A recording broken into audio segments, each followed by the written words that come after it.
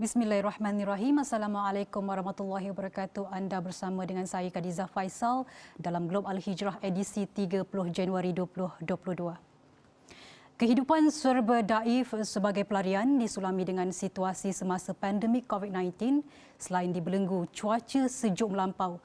Dialami sendiri rakan wartawan kami Nazira Syaringat yang berada di kem pelarian Syria di Lembah Biqa, Lubnan sejak seminggu lalu. Merangkumkan nasib pelarian yang berdepan cabaran itu ketika ini, Nazirah menyifatkan situasi anak-anak pelarian Syria itu amat mendesak. Lebih-lebih lagi ketika memikirkan masa depan mereka yang entah bila akan pulang ke negara asal ekoran perang saudara berterusan. Ikuti laporan Nazirah di sana.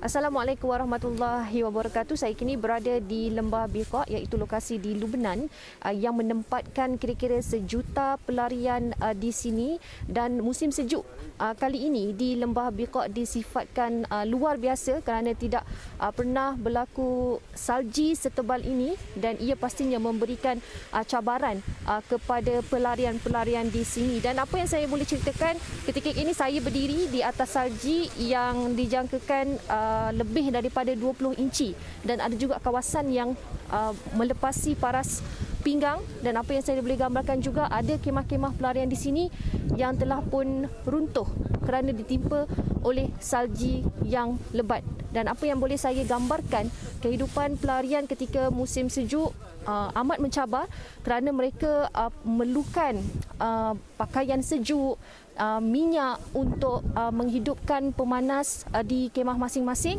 dan pastinya mereka mengalami kekurangan dari segi keuangan dan tidak mampu untuk membeli minyak diesel bagi menghangatkan rumah mereka. Apa yang menyedihkan juga apabila saya lihat kanak-kanak tidak mempunyai pakaian yang tebal untuk menahan kesejukan, dan ada yang tidak bersarung tangan, tidak berstokin, tidak berkasut, hanya berselipar, dan mereka tak ada pilihan kerana mereka tidak mampu untuk membeli kelengkapan pakaian itu. Dan pada waktu malam pula mereka terpaksa berjaga malam kerana bimbang salji-salji itu akan meruntuhkan kemah mereka.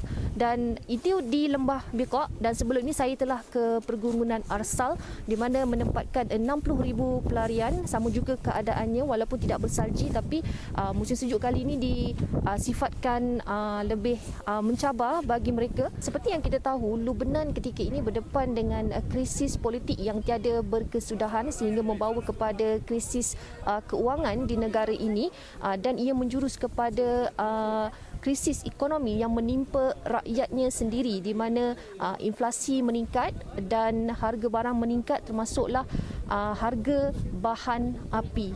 Jadi pastinya mereka tidak mampu untuk membeli diesel bagi menghangatkan rumah mereka. Dan apabila krisis di Lubnan ini memuncak, kita memikirkan bagaimana dengan nasib pelarian Syria di sini, bagaimana mereka boleh meneruskan kelangsungan hidup dengan berlakunya krisis keuangan, krisis politik dan sebagainya, dan bagaimana pula dengan nasib anak-anak Syria yang tidak mendapat pendidikan.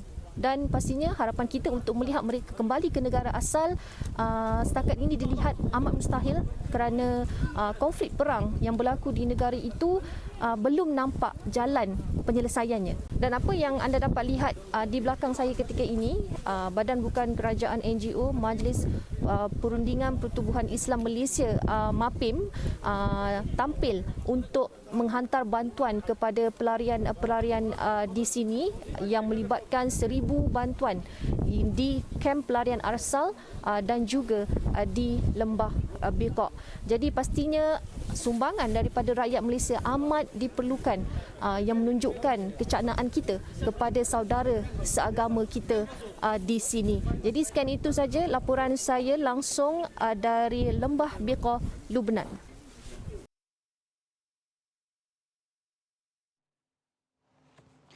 Itu tadi perkongsian wartawan Nazirah Syaringat di Lubnan. Sama-sama kita doakan supaya wujud cahaya di hujung lorong buat anak-anak pelarian agar mereka dapat menikmati kehidupan baharu apabila tamatnya perang suatu hari nanti. Baiklah, Globe Al-Hijrah akan kembali selepas ini dengan perkongsian senario musim sejuk melampau yang melanda beberapa bandar utama dunia.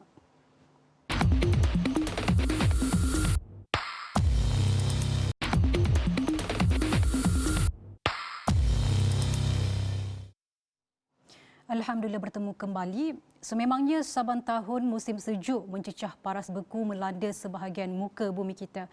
Jika sebentar tadi wartawan Nazira Syaringat meninjau situasi pelarian Syria yang bergelumang dengan musim dingin luar biasa, berikut kami bawakan impak besar ekoran cuaca sejuk dan bersalji yang dianggap luar biasa kali ini. Di Amerika Syarikat, ribut salji luar biasa melanda pantai timur negara kuasa besar itu. Tidak terkecuali ada yang terpaksa menguatkuasakan darurat akibat cuaca ekstrim itu seperti New York dan New Jersey. Boston pula antara bandar besar yang terkesan teruk ekoran cuaca bersalji dan menguatkuasakan darurat salji.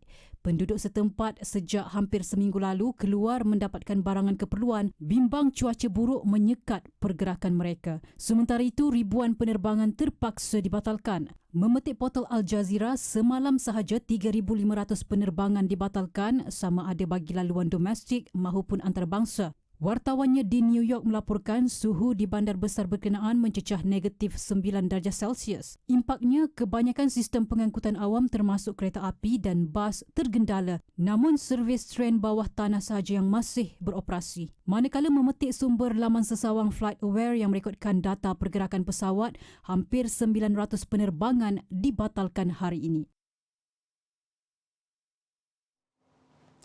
Sementara itu, selain Amerika, Asia Barat dan Eropah turut tidak terlepas dengan suasana musim sejuk luar biasa sejak beberapa minggu lalu. Kota suci Baitul Maqdis, Palestin, Istanbul di Turki dan Athens di Greece antara yang dilanda salji yang disifatkan agak luar biasa berbanding musim-musim dingin sebelum ini. Baitul Maqdis antara yang mengalami ribut salji luar biasa di Asia Barat. Suasananya baru-baru ini mengundang perhatian penduduk dan pengunjung, lebih-lebih lagi di Masjid Suci Al-Aqsa dan Kubah Asy-Syakhra atau Dome of the Rock. Penduduk setempat agak terkejut kerana ia berlaku terlalu pantas dan salji tebal menyebabkan pokok-pokok tumbang dan ada yang meranapkan kenderaan penduduk. Di Ramallah pula, penduduk teruja dengan cuaca dingin bersalji sambil mengambil kesempatan bermain salji sesama mereka. Sementara itu di Istanbul pula, operasi penerbangan semakin hari semakin pulih. Selepas ribut salji melanda di sekitar lapangan terbang antarabangsanya, Isnin lalu ia terpaksa ditutup terus dan semua penerbangan keluar masuk terpaksa dibatalkan. Pun begitu, keadaan lebih baik dari hari ke hari, membolehkan lapangan terbang itu dibuka semula secara berperingkat. Selain lapangan terbang antara yang paling sibuk di Eropah itu, turut terkesan adalah rangkaian lebuh raya dan jalan raya di ibu kota berkenaan.